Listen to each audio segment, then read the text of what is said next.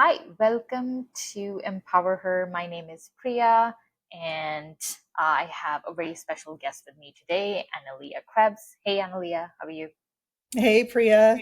I'm really good. Thank you. Thanks for having me on as a guest. Great.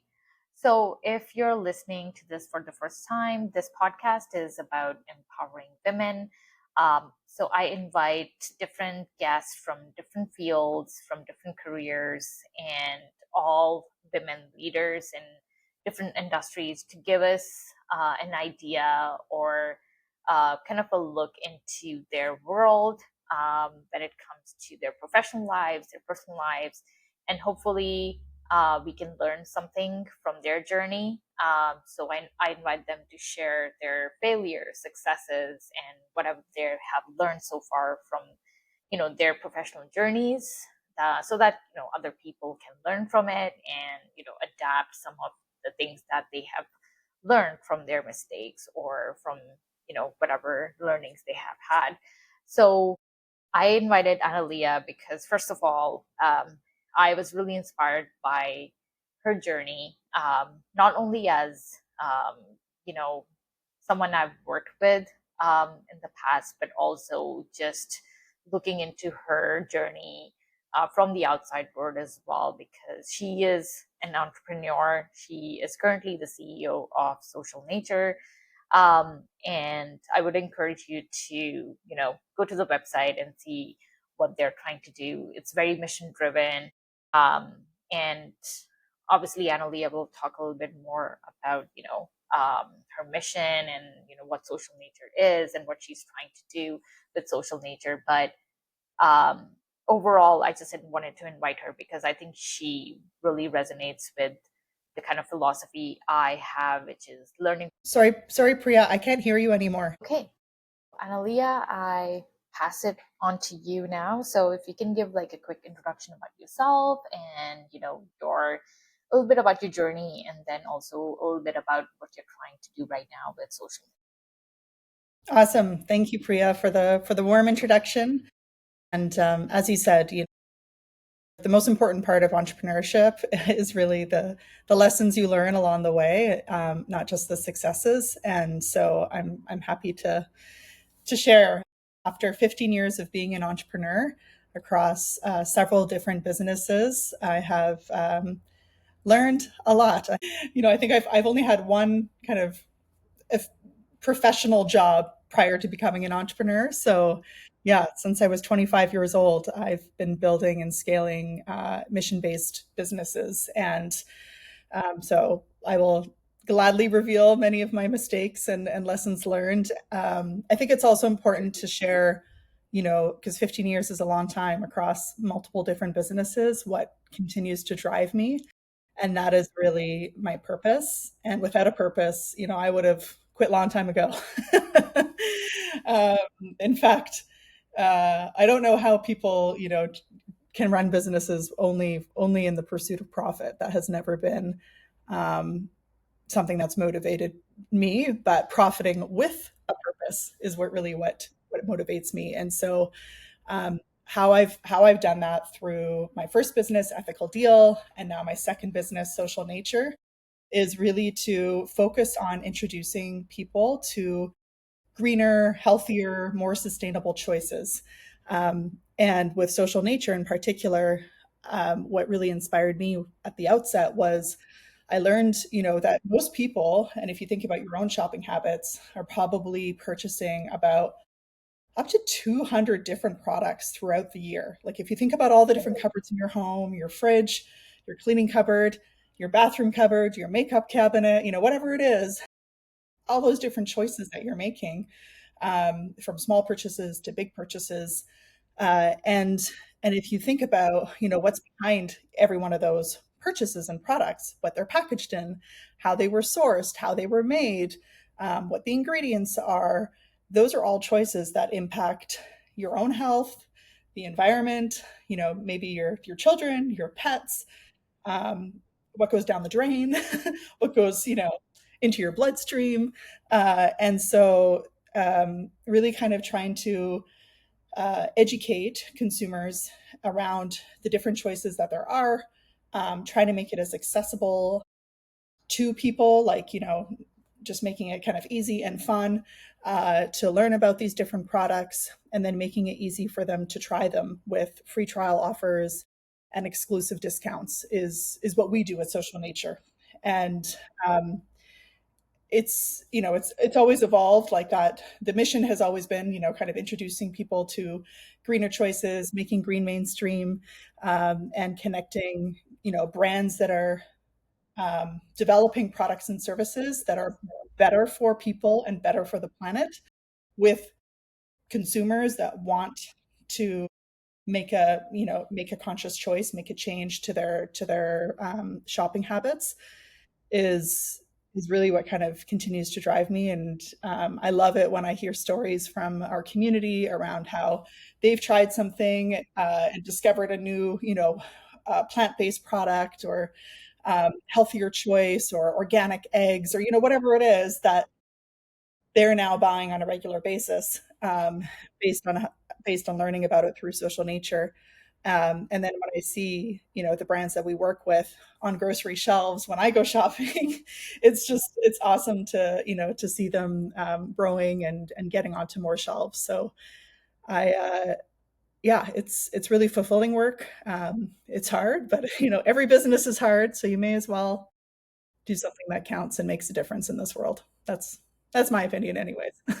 I think something that you said, I think that's really important to kind of highlight here is when you said that, purpose with profit. I think that's really significant because, as you said, there's not a lot of businesses that do that. Um, do you think that makes a difference when it comes to how we think about revenue, or how we think about fulfillment, as not only like as a CEO but overall as kind of like the morale of the employees, I guess. Yeah, I mean, I'd like to think so. I mean, when people apply to Social Nature to work, they certainly always mention the mission as something that attracted them to work at Social Nature. And I think it also, has kept a lot of people engaged at Social Nature over the years. Um, we recently became a certified B Corp, which is a certification I've always wanted to get. It's challenging to get. There's a lot of work that goes behind it to make it happen. So that was the main delay. But really, the reason we wanted to become a certified B Corp was because we wanted to join this movement of businesses that were wanting to do business differently than, let's say, conventional, or ideas of kind of the conventional business. And so it's really just a group of, and it grows every month, but I think the last time I looked, it was around 7,500 businesses in the Mm, world that were certified B Corps across all sorts of industries. And it really is a commitment that you make when you become a certified B Corp, because you actually have to update your your legal shareholder documents. mm, Not many people know this. It's not just doing the right thing. It's also like a governance thing, and it changes how you run your business. It changes what you say yes to. It changes what you say no to, and you make a commitment to your shareholders, that you are running this business for, there's a public benefit involved, either a mm, social benefit or an environmental benefit. And in our case, we're promoting more conscious consumption and production. And so that becomes really kind of the North Star for how you run your business. It ties into your revenue model, which in our case, we don't work with brands that don't meet our criteria. So we have said no to brands that are just don't meet our standards. The first filter that we apply is, are you sold to Whole Foods Market? Because Whole Foods, as many people likely know, already differentiates itself as a natural and organic grocery store, and so they have pretty stringent standards for ingredients and sourcing. And so we know that if brands have kind of gotten onto the shelf at Whole Foods, that likely, they are the better for you version than something on the shelf at a different retailer that hasn't necessarily had that scrutiny. We also look at third party certifications. Um, but yeah, where they're sold can also be just a good initial filter. And so there have been times where, yeah, I remember it was an agency sent me a like an RFP for a six-figure deal, and it was for Clairol Instincts, like the hair coloring company. So big brand, would have been an exciting opportunity to work with them. Uh, the product they wanted to promote through us, had a green leaf on the box and said the word natural. But when we looked it up in, a third party index around, the natural levels of different health and beauty products, because it wasn't sold on the shelf at Whole Foods. So we did Mm, some more due diligence and mm, we saw it was like 8 out of 10 on the toxic scale. And so we said no to a six-figure deal. But mm, what kind of came out of that in the end was that the agency really understood our values and said, when we have truly better for you brands, we will come to you to launch them. And so just because we missed out on that opportunity didn't mean that, we missed out on future opportunities that were more aligned with our values. yeah, exactly. As far as, sustainable businesses or greener businesses are concerned, obviously in the past few years, we have seen a lot of people, showing that interest in, becoming more better for you. But I feel like since the past couple of years, I kind of expected that to grow a lot. But I do see a lot of resistance in different things, whether it's, you know, I think it's like human behavior where a lot of people are resistant to change. But I feel like there's also a lot of resistance from, business side of things, or maybe, some things, a lot of red tape, bureaucracy. There's so many more things, but do you have like a couple of like two or three things that you've seen that has kind of been, resistance when it came to, growing sustainable businesses? Yeah, I mean, the challenge that a lot of sustainable businesses face in growing is that the consumer still expects value on price, convenience, quality. Mm, Those three expectations are still there. And, rightly so. It's not the fault of the consumer that they expect those things, but it does become challenging, especially on the pricing front, to, for sustainable businesses that clearly have to pay more money for the ingredients they source or the packaging decisions that they make, right? Those are always generally more expensive. And so having the right margins to then afford to invest in marketing or distribution becomes a challenge. And so we find that, um, there's there is a challenge for brands that are trying to do the right things to price at the right point for the consumer to be able to afford their products, to be able to make the switch, to get the mass distribution that they want, especially in the consumer packaged goods industry, which is primarily the industry that I'm in right now. And they often have really quite heavy requirements for funding and capital. And so it is hard. It is hard to scale a good for you natural consumer packaged goods business. You you need to kind of pick a lane. You need to either, as an entrepreneur think, okay, I'm going to be okay with slower growth. I'm going to take on less capital.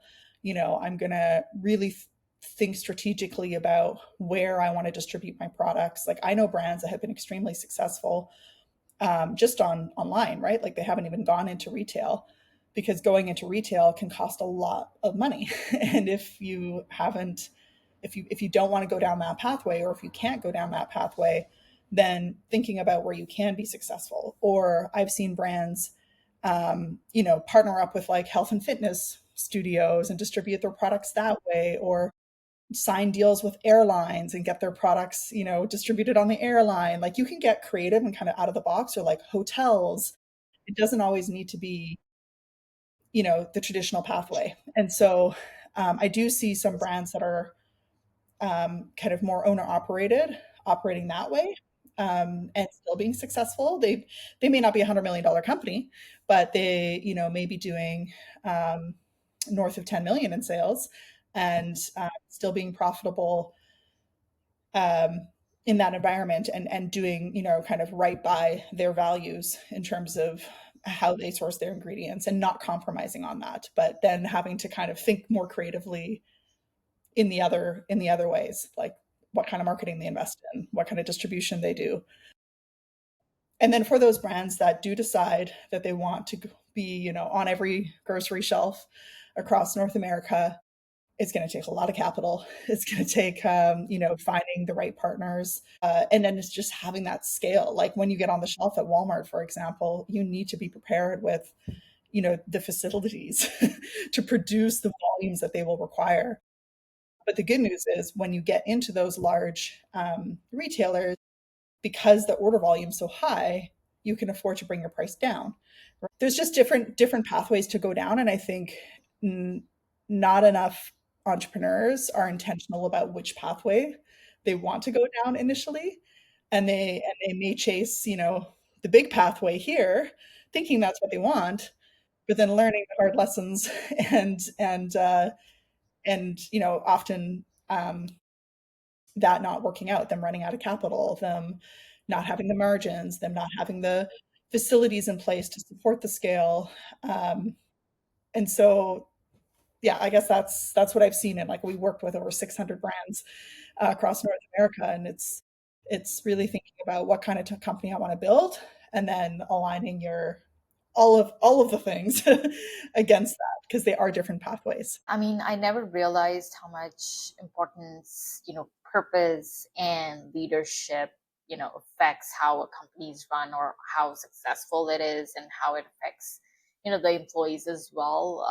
I was reading a book where they were basically talking about Walmart's history, and, initially the person who started Walmart, he was very purpose driven as well at that point, because he wanted to basically provide people who are, who have like a lower cost of living, to provide them with like affordable groceries, and that was like his purpose. And when he started with that ethos, it really affected how the company was successful, and then the employees were really happy under that kind of leadership. And then I think after a couple of years when he left, there was like a new CEO that came in, which had like a different kind of perspective. He was like more profit driven instead of like working on, what the initial mission was.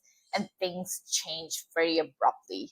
And, that's where, so I feel like it does affect how, the leadership is, and then how, mission driven a company is, and if they do keep on following that mission as well. So yeah, Yeah, that's really yeah. interesting.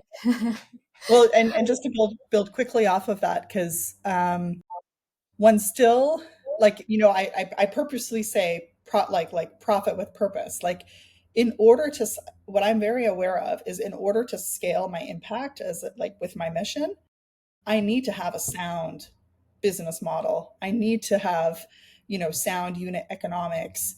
And so there's also the other extreme, right, where you're just so focused on purpose, but then kind of ignore the business side of it.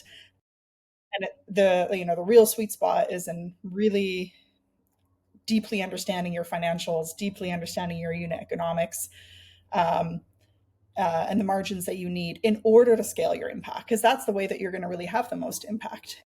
Again, many lessons learned on that front. Yeah, I've even recently, in really kind of thinking about um, making our pricing more affordable for our customers, I've had to think about, um, what do I change in my business to make to allow us to serve more brands, which ultimately gets more products available to the consumers that we are here to serve. And um, we built the business around really um, quite like almost like a agency like managed services in the past, which delivered excellent value to our customers and great customer service. But it can be difficult to scale um, and and offer flexible pricing tiers and to serve a wider range of brands. And Mhm. so understanding that we wanted to go here, Mhm. we got investment to support automation of our platform in terms of how we deliver our service, which once that effort is done and seen through, we will be able to reduce our prices, be able to service more customers.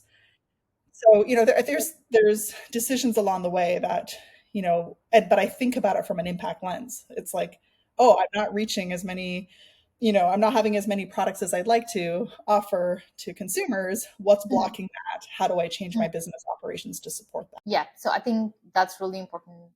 Something that you said as well is like the balance. So I mean, you have to balance out the purpose and the profit part. So you can't rely on one one thing completely. So yeah, that makes sense. And then as far as from your other businesses as well that you started, I'm just curious on what drove you to that purpose. Was there something that you had like a moment where you were led to that purpose? How did Hmm. that happen? Why did you think that, oh, like this is what I'm gonna do? Yeah, you know it's taken me a while to connect those dots myself, because it's just kind of felt part of who I am. But I have reflected on it because I have been asked that question multiple times, and I think it actually dates back to my childhood because I um, so first of all, my parents, just to kind of paint the picture a little bit, I would classify them as kind of your typical like hippies. I would, we wore Birkenstocks as a family. We had, my mom was one of the, she would never use like plastic packaging in any of our lunch materials before that was even like a thing. She would make homemade, like all the food was homemade. Uh,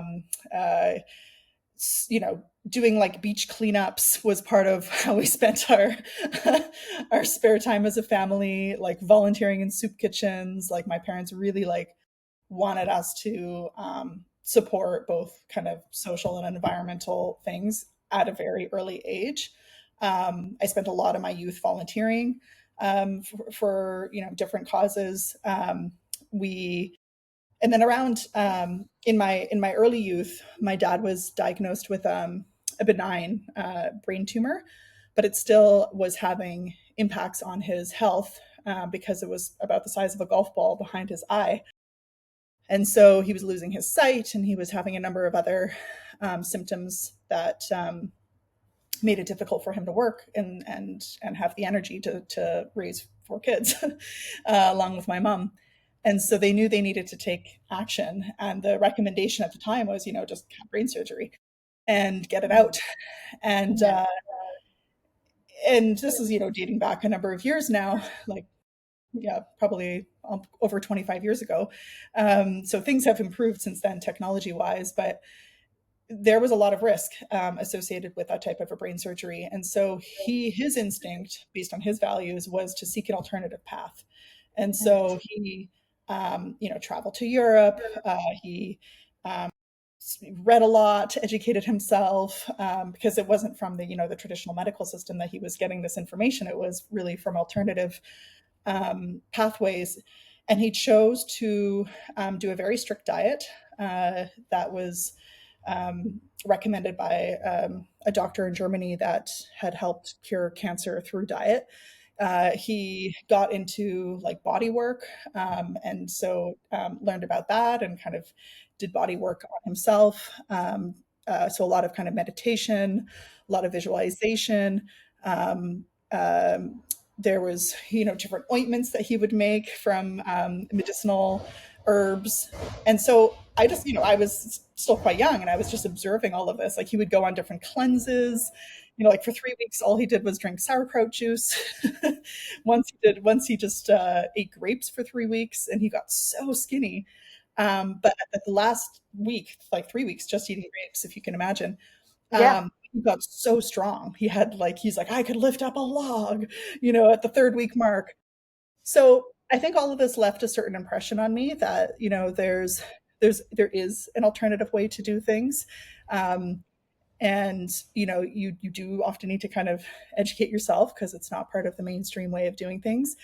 But long story short is he had success with that, with his diet and body work and mental work that he was doing, and his tumor reduced to the point Amazing. he didn't need surgery. He's Wow. 82 years old now, and Amazing. still still has a lot of energy, still has a lot of fire in him, and so I think that was pretty foundational, just kind of my upbringing, and then seeing my dad go through that, and so um, and then just kind of my own value system around you know doing something that benefits the world. Kind of it started as volunteer work growing up, but I've always enjoyed the fast paced kind of make it happen world of business. I was always intrigued by that. And so when it was time to go, and make a choice as to what I wanted to do, I looked to merge those two things. I looked, are there businesses that are doing good? Um, can I kind of be part of the fast paced make it happen world that can have a big impact, um, but still do good? And so that really became something that was a curiosity in my early 20s. And then I sought out, did my own research, groups. Like there was like Net Impact was a student led group that was really focused on that at the time. I would research businesses. Like I created, Excel spreadsheets of businesses that were profiting with a purpose. Like in my hometown, Vancouver, Nature's Path was an early pioneer. The organic cereal company, Salt Spring Coffee was an early pioneer. The Fair Trade Coffee Company. So I started, my first job was working for a green business network. So I really just kind of, I knew I wanted to align my work with my values and um, and scale impact. And I saw business as a vehicle to do that. So that's kind of, yeah, a little bit about what informed my direction. It's amazing. And, I'm glad that, your father is doing well and, his tumor is gone. And yeah, because um, there's a lot of people, who have like different point of views with that. And, but I'm glad that, he was open to different options. Um, and then as far as, as an entrepreneur, I think a really big value that you spoke a little bit about before was, seeing failure as a part of, or, as a contributor to your success as well. So I just want to, talk a little bit more in depth about that as well, because I feel like failure is something that is seen like as a negative um, by a lot of people. I feel like when it comes to like either our education system or the way we are brought up, or the society as a whole, it's just kind of put in our belief system that, oh, like failure is bad. you're Mhm. you're the whole time, you're being taught not to fail, because with the education system, that's pretty much how it is. You're True. trying Yeah. to pass everything, you're trying to achieve everything. You're not really you know taught how to fail better or how to respond when you fail. um I think there was like one story that I heard, which kind of like changed my mindset. Was there was a girl on social media, and she was talking about how her father would encourage her to be like, he would say to her that why don't you go do something today where you fail and then you come back to me and talk to me about that? And instead of, parents, what they usually do is, they send off their children. They're like, go, you need to like pass your test today, you need to, achieve this today. And so that's kind of like how your mindset gets built. And then eventually when you go into the real world where Hmm. you are, kind of thrown into this mix of successes and failures, and then you're kind of like struggling with that because you're never taught how to deal with it. So I feel like we really need to talk about failure in the sense of business as well. And then what was your perspective on how you saw failure, maybe, past couple of years, and now how do you see it as, in the present moment? Well, first of all, as a soon to be mother, I love that story that you shared around asking, challenging your child to fail at something, or asking them, what did you learn today? I'm gonna make a mental note on that for the for the future. I love that. Yeah, I mean, my perspective on failure certainly has changed over the years. I would say, um, I still struggle with like perfectionist tendencies. I still struggle with um, kind of, for lack of better words, people pleasing tendencies. Like there are things like that I have to work through to also become more comfortable with failure. But after 15 years as an entrepreneur over several businesses, I have learned that failure is certainly part of growing a successful Mm, business. mm, and and that, the song, I Will Survive, is like one of my entrepreneurship theme songs.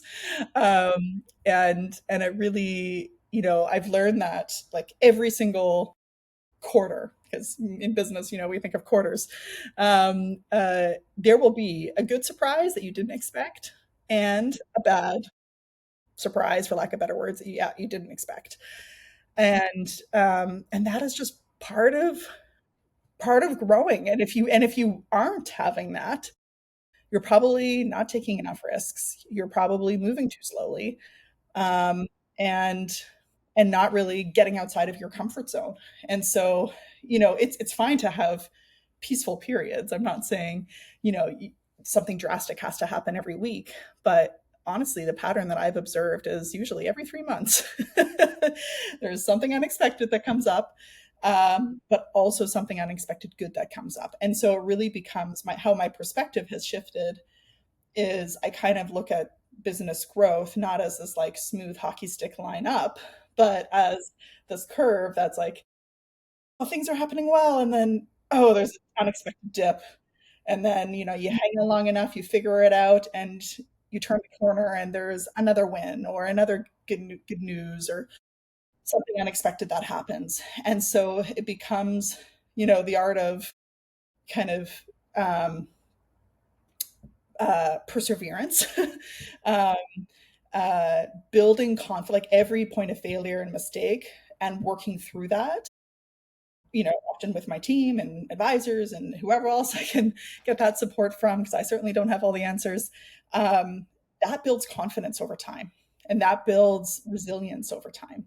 And so I have found that, as the business has grown, typically the problems also grow. Both things scale with size.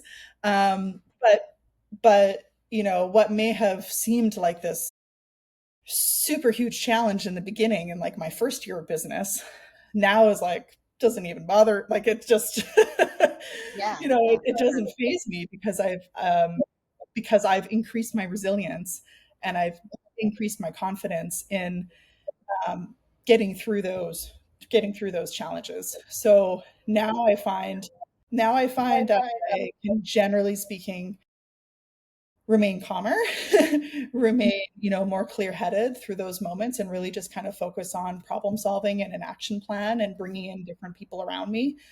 And having built up that network as well is really important. And often I find that the most helpful advice comes from more informal than formal relationships. Like, yeah, you can call your lawyer. Yeah, you can call your accountant. Yeah, you can, there's the people that you call from a professional standpoint, but it's, other entrepreneurs who have been through that scenario.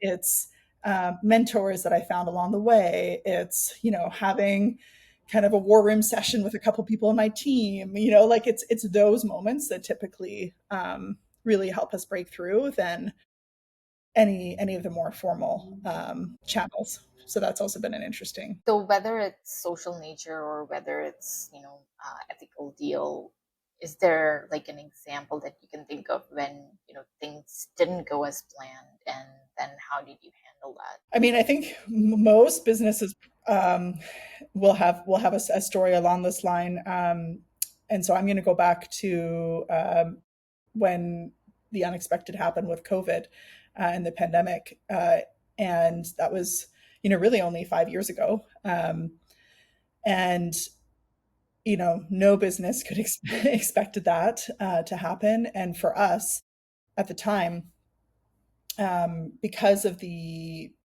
uncertainty that was there in the business community, and just for people that were impacted,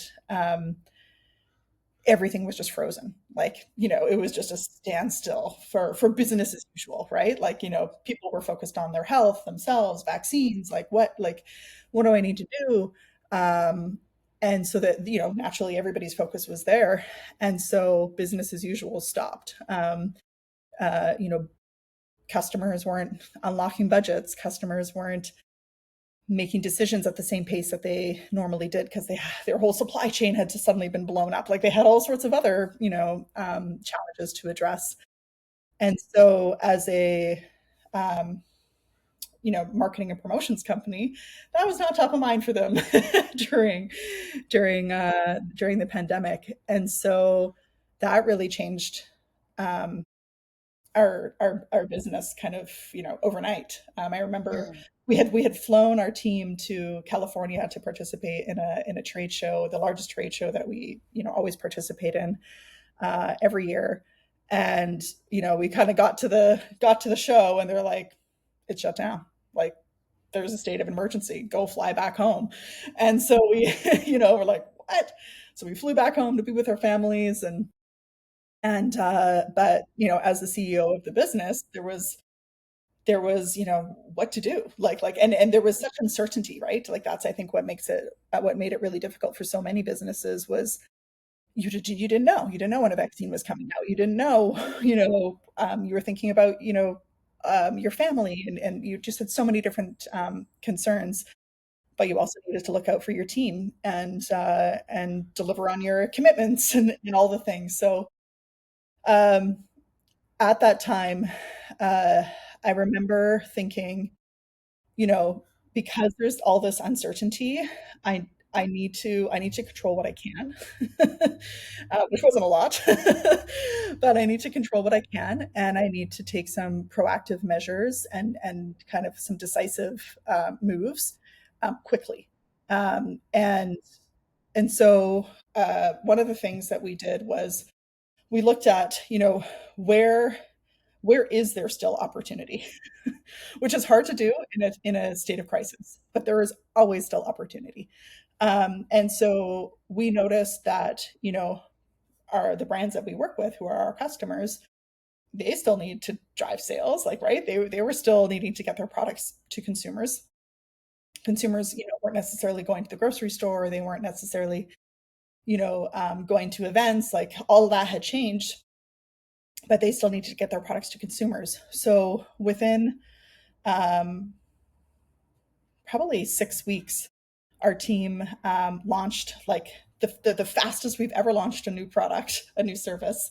And we launched something called Launchpad, which was a way for brands to work to advertise promotions to their D2C website, so that we didn't have to drive consumers into grocery stores. We didn't have to, sample at live events or any of that kind of stuff. We've built a pathway for brands to still connect with their shoppers, but in an e-commerce fashion. And it was the speed that the team worked at that I was really inspired by. Like there was just such focus of like, how do we get past this? Like where are the opportunities? Yeah, our development team, our product team, our marketing team, like everybody just came together to launch that new service. And uh, and we had about 500 brands on Launchpad within about a year, all promoting their online discount offers, and um, and so that was one way that we managed to still sustain the business through a very tumultuous time. So that always, what I take away from that is there's always still opportunity in crisis. That if you stay focused on the opportunity, you can find a way through it, but you do need to take action very, very quickly. And just like, waiting for things to get certain, to get clear, don't wait for it. Control what you can, make a move. It may not be the right one, but just make a move. And we managed to move through that time. And then, when vaccines came out onto the market, then our regular business kind of picked up again, and things were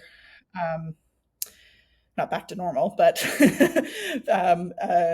we managed to kind of bridge that time of uncertainty. So that's a time I think back to a lot, and I think a lot of business owners learned a lesson or two in that period of time. That makes sense. Then, as far as I think a really important question that comes into my mind as well is, as a woman in leadership, how have you redefined success on your own terms?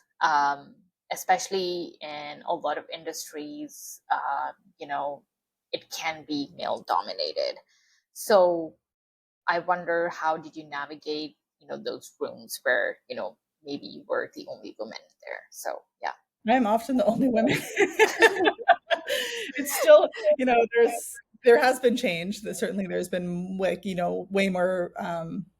There has been change, especially in the technology industry, which is one of the industries I work in, but still not enough women in the room. So I'm gonna kind of do a three-pronged approach here because it's a topic I'm passionate about, and I'm glad your podcast focuses on this as well. Um, so firstly, I remember my first job, my first and only job, real job, outside of entrepreneurship. Um, I worked basically a bank, and the VP, it was financial services industry is quite male dominated, and the VP who I was working as an assistant for took me aside one day and said, if you want to, succeed in this industry, the financial services industry, you need to, if you're going to think that your gender is going to block you, it will. And if you think it won't, it won't.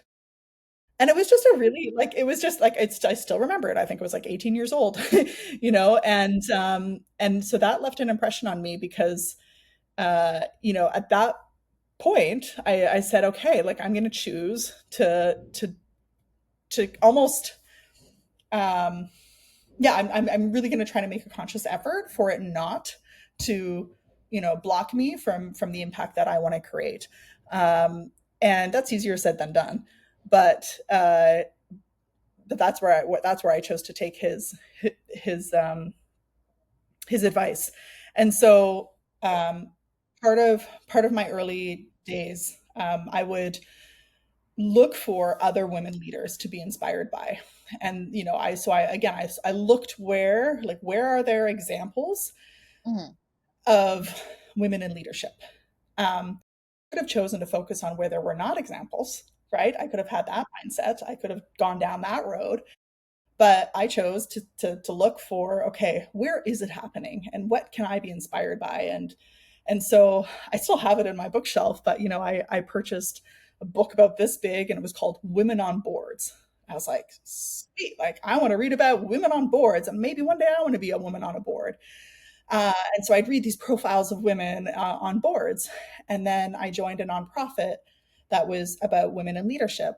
And we would bring in speakers from, other female CEOs or entrepreneurs or female leaders in different positions to speak. And so I would network and be kind of surrounded by women that had broken glass ceilings and had in all industries, and really kind of was inspired by them and their pathways. And I was just curious. I was like, how did you get to where you were, how you were, and what lessons did you learn along the way? Many of the questions that you're asking me, and that really, I think, having like so much of what I believe is,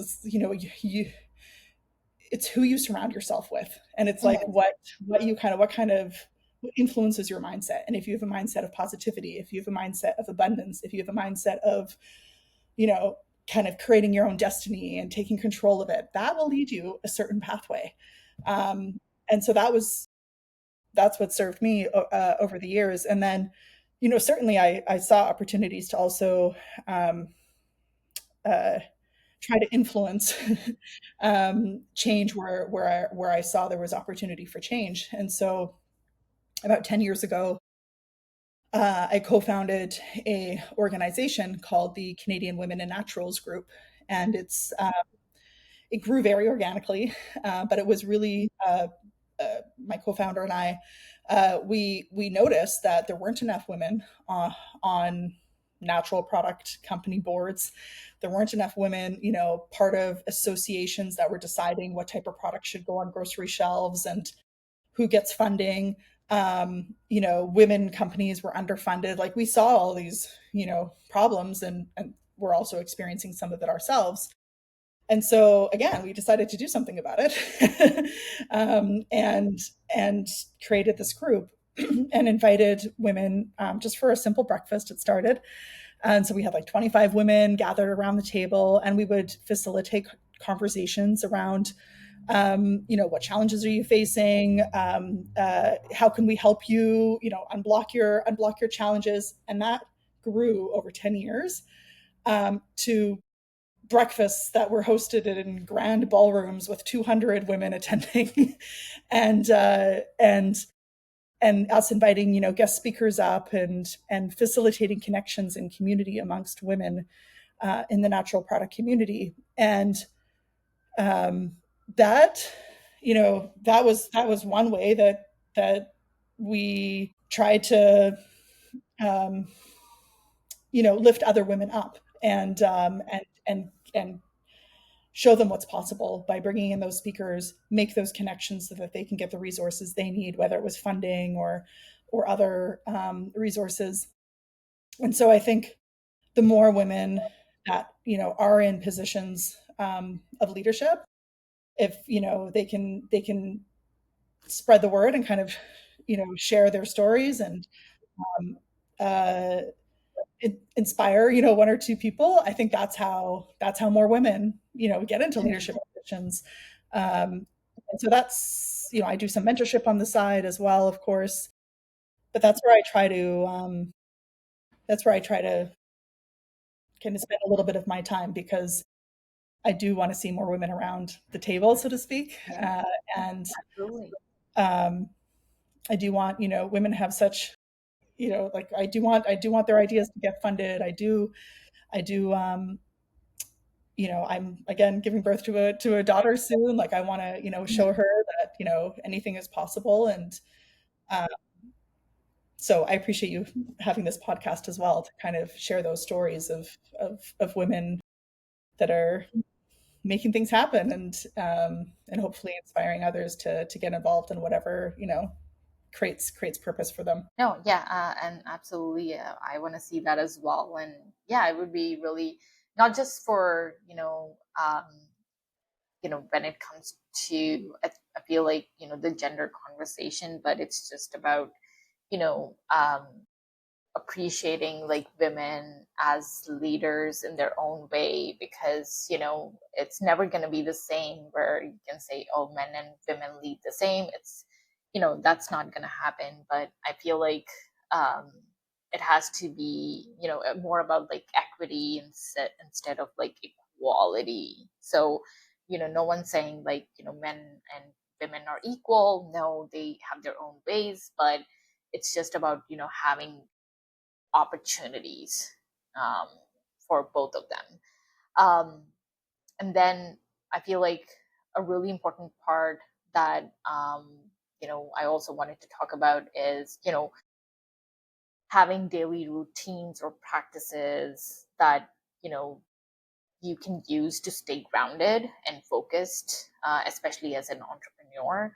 Um, I feel like that's also a really important part that people should utilize. So I just wanted you to kind of speak on that as well, because I know you do have that, and that's really inspiring. I So do. yeah, Yeah. yeah, It's funny. I wish I have the slide up right now, but I'm visualizing it because I have kind of my wellness routine before becoming an entrepreneur and then after becoming an entrepreneur. And if you can visualize the slide, the before is like 2 bullet points, and the yeah, after is it fills up the 10. whole circle. Yeah, And about the only thing that stayed constant was like a regular yoga and kind of meditation routine and enjoying time in nature. That's always been part of my life and has been a constant. But now it looks, there's kind of a whole 360 view of what wellness means to me as an entrepreneur. And it very much is something that, I do spend and make time for. So for myself, it's, like daily walks is non-negotiable. Like that happens rain or shine in Vancouver.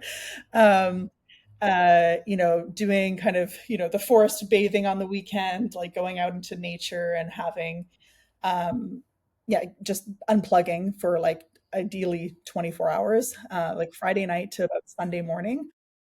I don't take my phone with me. It is it out of my house. People know if they want to reach me, they'll call my husband. Like I'm just not bringing my phone anymore, and that unplug is really an important part of my routine, my wellness routine.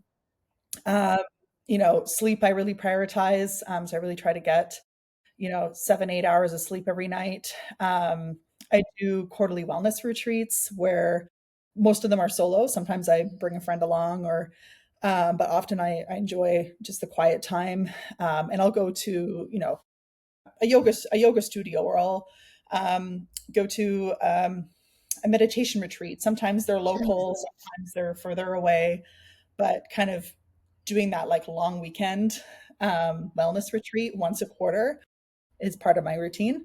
Um, have really started to do a lot of journaling. And that usually is so for many years, I've worked with a coach, like an executive coach. And so, I would have a session with them, and that would have me reflect. And I find that how I process that best is through journaling. So after my session with my coach, I would do a bit of self reflection and journaling. And then, I would try to review that like at one of my quarterly wellness retreats, like look at my journal and kind of think like revisit those reflections that I've had. Um, uh, Prior to getting pregnant, I used to do cold dips quite a bit, which I started actually during COVID with a group of women. We would go to the beach. January, it was snowing at times, and we would get into the water and have this reset. But it just did wonders for all of our, energy and mood and immunity. And so that's been something that I've carried on. Um, and I actually really missed throughout my pregnancy. So I'm looking forward to getting back into the cold water when I can. honestly, I can't even take a cold shower. Oh, Yeah, yes. Yeah. Well, I mean, maybe, yeah, I yeah, find it maybe I very can therapeutic. try it Yeah. once and Yeah. see Everybody how I has their feel. own. Yeah, yeah. But the list goes on. Like, I mean, it's just there's a lot, there's a lot there. And sometimes it's hiring a cleaner for your house. Sometimes it's like, wellness again can look at so many different things, but it's like, what is consuming your energy? Where do you want to spend your energy? What are you doing for yourself and your body, your mind, your soul? Mhm. um, That's true. and and it wasn't always that way, I will say. Like, I'm also, the first to admit that with my first business, that I did not take a vacation for 5 years with my first business. Crazy. Yeah. Yeah, it was Yeah. crazy. And then when I finally did go on a vacation, like, I was so burned out, I finally went on a vacation, and I was able to, uh, think about my life and my business in a very different way. And I decided to sell that business and start Social Nature. So, like, now I see that, vacations are not only good for myself, but like good for business too, right? So sometimes it Mhm. takes like getting to that breaking point to have a different perspective on wellness as well, and see how it actually is connected to um, scaling a successful business. So Absolutely. Um, and then my last question is, where do you see, social nature in the future in the next couple of years? yes, I do see Social Nature as kind of continuing to what I would like for Social Nature is for um, as many brands as possible to be featured, so that we can share as many options across, food, health, beauty, housing, except like home accessories, like just really kind of expand the breadth of those 200 products that I spoke about at the beginning of the podcast that most people purchase throughout the year, and give people, all the choices that they can easily discover through Social Nature, and reduce those barriers, of price, of trust, of convenience, of education, continue to reduce those barriers so that more people can try natural.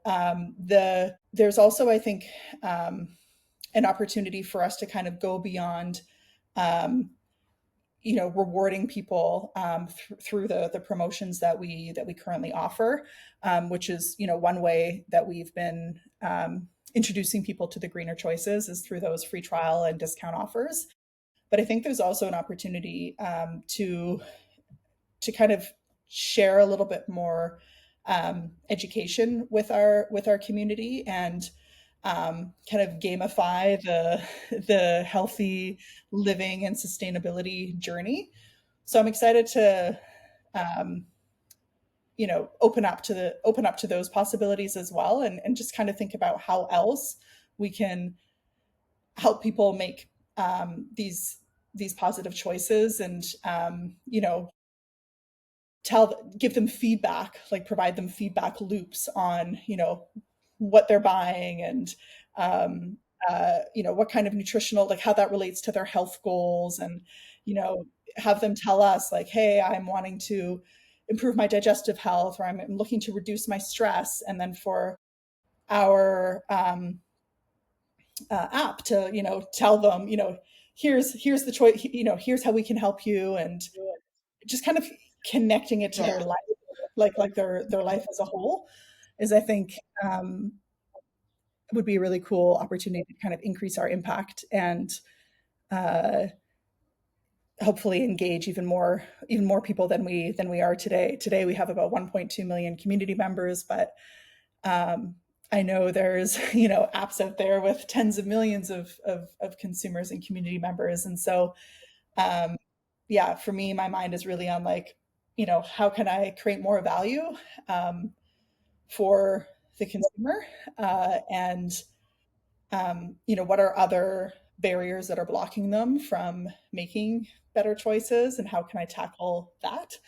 Um, so yeah, I like, that's just kind of more broadly speaking, kind of where my mind is at as I think about the future. And as I become a mother too, I think I'm keeping that top of mind as well. Like, what are challenges that I'm having as a mother, and making healthy, greener choices for myself and my family, and then how can I kind of translate that into serving my Yes, community in a totally. even more impactful way. So Yeah, yeah, more and to come on that's that the one. beauty of it.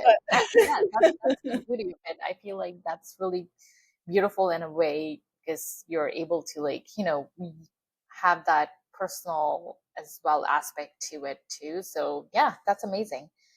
Um, and then yeah, I'm really excited to see where social nature goes as well. And yeah, um, I feel like it's gonna make a huge impact in people's lives. It has so far, but I think it's gonna continue to do so. So really excited to see the future of it. And then I usually end the podcast with asking to kind of reflect on gratitude. So I usually ask, tell me three things that you're proud of yourself. Hmm. That's such a nice way to end. I love that. Um, hmm. Well, okay. Well, I mean, I am proud that I am prioritizing self-care as part of my uh, routine, and that it really has become part of my routine. Like it's not something I necessarily even have to think about too much. Like it's just part of my schedule. I have scheduled in. If you Hmm. look at my calendar, I have wellness scheduled in Monday to Sunday. Amazing. No, and that's how it should be. That's if people are listening, this is how you should do it. Yes, totally. And so I'm proud of that because it's again, it's not only paid off for my own health, my relationship with my partner, my relationship with friends and family, and also my business. So it has paid off in numerous ways, and I'm proud that I was um, I did have that turning point, and then I committed to it. So that's one thing. Uh, I think I'm also, I just try to be myself in everything that I do. I I'm thankful that I live in a place where I can do that and be that, um, and yeah, just show up. It's a lot easier to show up as yourself than to show up as someone else.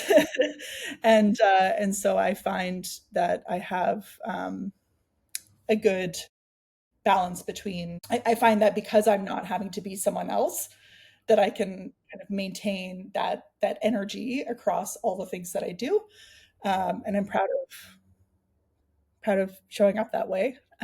I'm also really thankful for being able to do the type of work that I do, and that is, values aligned work. Work is, you know, roughly 40 plus hours of a week, or, whatever Hmm. it is.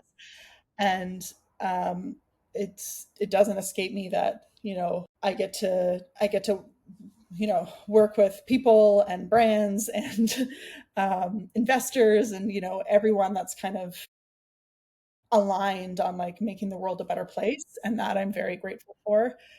Um, it makes work fulfilling and Yeah. fun and meaningful, and to have a team with me that like cares as much as they do about helping realize that vision of people being able to make more um, conscious shopping decisions is also something that I'm very grateful for, because it is not a one woman show at all, Yes, yes, as you well definitely not. know. and and yeah, so I'm thankful for the people in my life that are helping make this dream possible. Amazing. Yeah, that was amazing. People struggle with that a lot, surprisingly, and that's why I kind of like asked that question because I feel like we don't do that enough. So yeah, I'm really glad and that you were able to share that. But thank you for coming on to the show. Thank you for being so open and vulnerable, and then also sharing your insights with the audience, because I think that's going to be really inspiring for, women leaders, women entrepreneurs, women who are trying to be entrepreneurs. So yeah, I think that was very insightful, and thank you again for showing up today and sharing everything with us as well. It's my And pleasure, Priya, and thank you for creating this platform. You know, it's you're making things happen. You're this is gonna reach reach a lot of people, and you know, it it takes everybody, you know, doing their part to create change. So thank you for doing your part as well. thank you. And this is it. And if you liked our episode, please share it with others. Please, share it on other platforms as well. Every little bit helps. So thank you again for listening. And we will see you next time.